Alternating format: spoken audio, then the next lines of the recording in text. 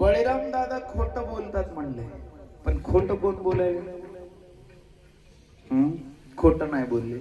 तुम्हाला त्याच्यातला स्वल्पविराम कळाला नाही. आई ग आई नाही, तिथं स्वल्पविराम आहे. खालली माझी वाक्य नीट आहे का? आई ग आई नाही, खालली मी. मग खोट आहे काय? अशी गोष्ट आहे. समझने वाले को इशारा काफी होता है भैया. विठ्ठला विठ्ठला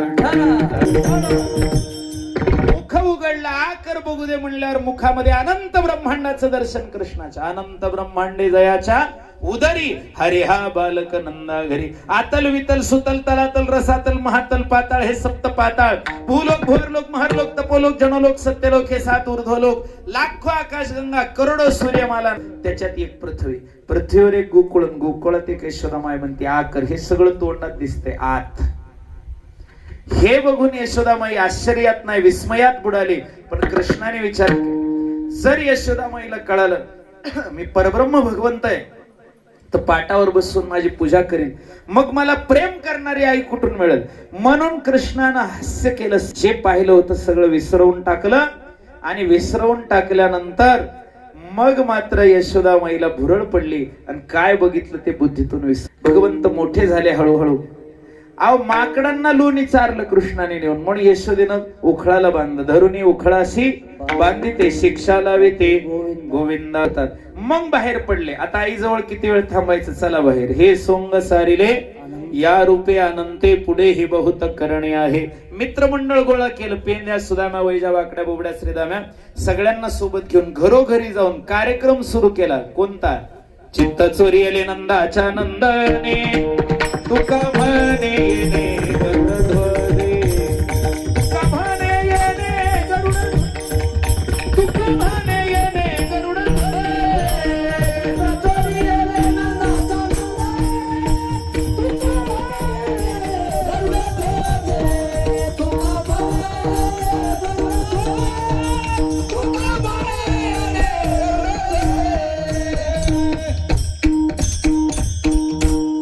चोरीले नंदाच्या नंदने तुका म्हणे येणे गरुडध्वजे.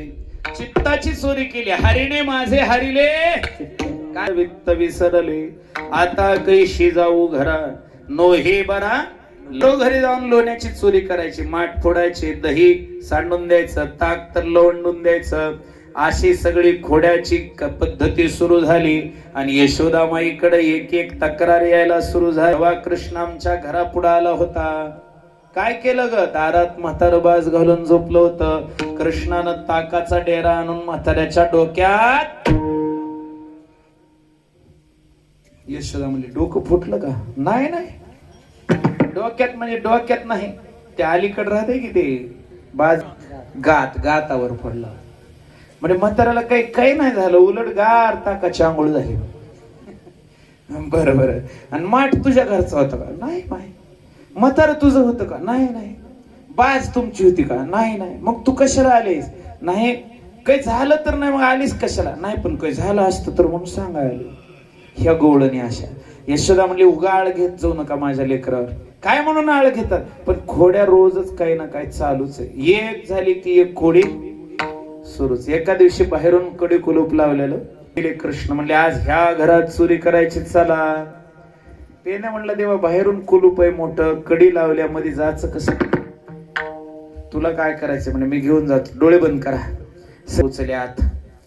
कोण दही खायले, कोण दूध प्यायले, कोण ताक प्यायले, कोणी लोणी खायले, पण पेंद्या काहीच करेना, नुसता विचार करायला कसं जमलं असेल, कसं मध्ये आणलं असेल, कसं आणलं असेल, कसं. काही माणसं लई येडी खाय, कोणी दूध खाते, पण काही माणसं नुसतं डोकं खाते, ते बी दुसऱ्याच. नाद एकच, भाकर खाऊ वाटणार काय नाही, नुसतं दुसऱ्याचं डोकं खाणार. त्याच्यापैकी ह्या पेंद्या नुसता विचार करायला. आता लोणी समोर आहे, दूध आहे, दही खाय की, पण नाही त्याचं मध्ये आणलंच कसं असं. राहतय आमच्या संग, फिरतय आमच्या संग, मध्ये आणलंच कसं असं. एखादा असतंयच बरं का, कुठं बी असला, कुठं बी एक तरी माणूस असा निघणारच पेंद्यासारखा. सगळ्याच खाणं झाल्यावर म्हणले देवा झाले मग पोट, केला गड्यानी बुभाट, चला चला चला कृष्णा झालं खायचं. कृष्ण म्हणले चला. पेंद्या म्हणला देवा पण जायचं कसं? कारण त्याला खरी खुन्नस होती ना मनाला. लय माणसं हुशार, माणसं का नाही स्वतःलाच म्हणायचं असते, पण तरी काय म्हणते माणसं म्हणालेत असं असं, नुसत्या नुकतीवर कुठं भागत या की उग्गक माणसावर घालते. जेवाय बी गेले का स्वतः लोणचं मागणार नाहीत, असं लहान लेकरून येणार संग बरं का, आणि त्याला उगच चिमटी घेणार. ती रडलं की म्हणा कशाला पाहिजे लोणचं फिंच, गपके उग. आता खायचं ह्याला पण करावं, विठ्ठला विठ्ठला विठ्ठला,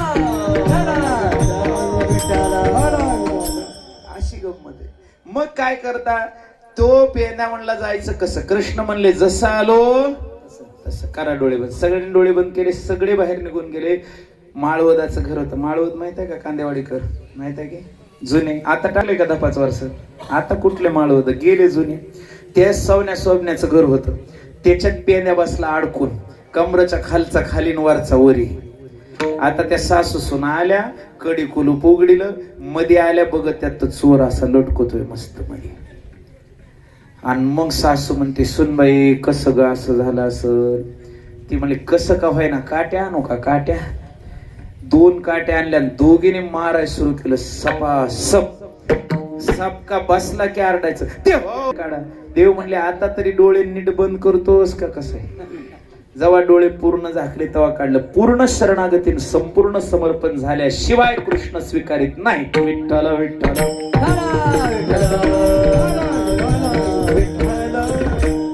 गवळणीला पत्ता कसा लागत होता की कृष्ण चोरी करायला, तर कृष्णानं काय करायचं, चोरी केल्यानंतर सगळे मडके असे पालते घालून ठेवायचे, म्हणजे कळत होतं कसं.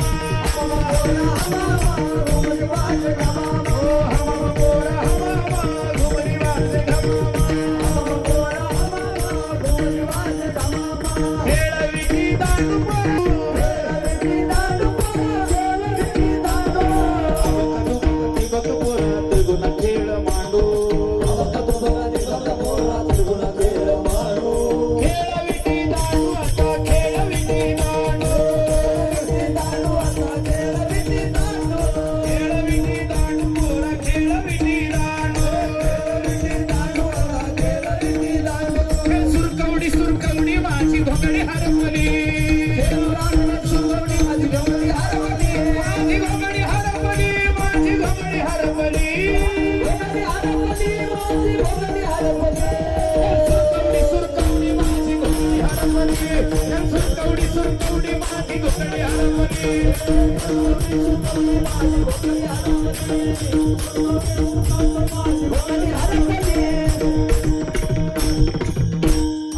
नाना परी खेळून या खेळ मग दमले गा सारे गोपाळ.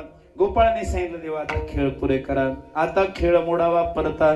मग कृष्णाने सांगितलं चला वळू गाई पैसो जेव एके ठाई. पण एक गाय आवरत नव्हती, त्या गायीचं नाव मनेरी. मनेरी काय नाव आहे? तुका मनेरी म्हणजे आपलं मन. मन तुका म्हणे तू राख रे मनेरी, आणि मग त्या एरिया आम्ही जाणू. मग सगळ्या गायी एकत्र केल्या. काम सारोने सकळ, काम सारोने सकळ, काम सारोने सकळ, काम सारोने. अवघे मिळोने गोपाळ, अवघे मिळोने गोपाळ, मिळोने गोपाळ, अवघे मिळोने गोपाळ. झाली आता वेळ म्हणती अनाशी दोऱ्या, झाली आता वेळ म्हणती अनाशी दोऱ्या, झाली आता वेळ म्हणती अनाशी दोऱ्या, झाली आता वेळ म्हणती अनाशी दोऱ्या.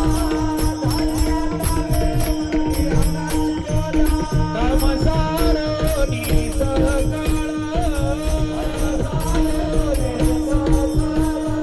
अवघे मिळोनी गोपाळ, ओ झाली म्हणती अनाशी दोऱ्या.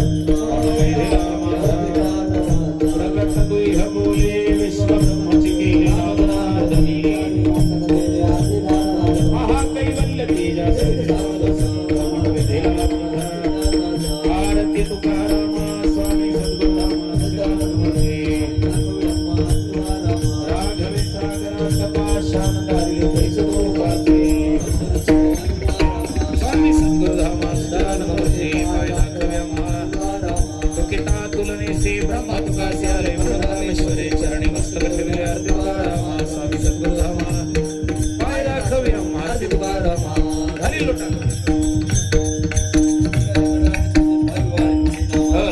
लोटा हेची भावी माझी आस आरती इकडे घेऊन या पंढरीचा वारकरी आरती इकडे घेऊन या वारी चुकून दे हरी संत संग अखंड प्रेमाचा पंढरीचा वारकरी चंद्रभागे स्नान पंढरीचा वारकरी विठ्ठल रखुमाई ठोपा कल्पाईश भावी तया कुळा कल्पनेची बाधा नको कोणी काळी अहंकाराचा वारा न लागो राजसा नामा म्हणे तया असावे कल्याण कल्पनेची बाधा नको कोणी काळी विठ्ठल रखुमाई ठोपा मागणे ते एक तुझ प्रती आहे पाय पांडुरंगा या संतासी निरवी हेची मज देई तुका म्हणे आता उदार तू हो संताची ज्ञानदेव तुकाराम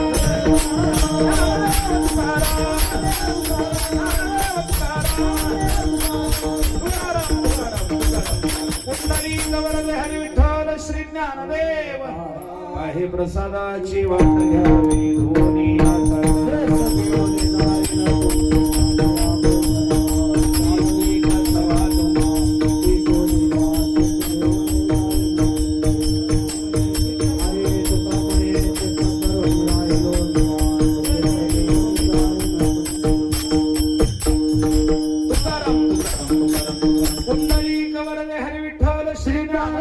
तुकाराम पंढरीनाथ भगवान की जय माऊली ज्ञाने